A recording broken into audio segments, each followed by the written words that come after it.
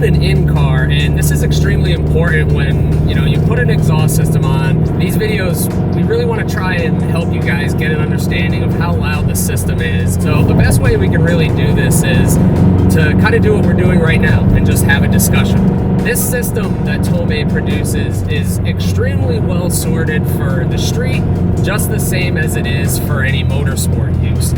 We're driving around on the back roads here about 35 miles an hour, and honestly, I'm getting more road noise, and this car has some drivetrain upgrades, so we hear a little bit more of the engine. The overall construction of the system, it is probably the best construction that I've seen on a system to date on this platform. Their overall weld quality, the material quality they use for the price point, can't really beat it.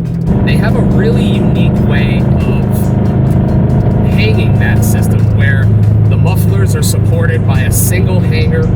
That really makes the installation super easy.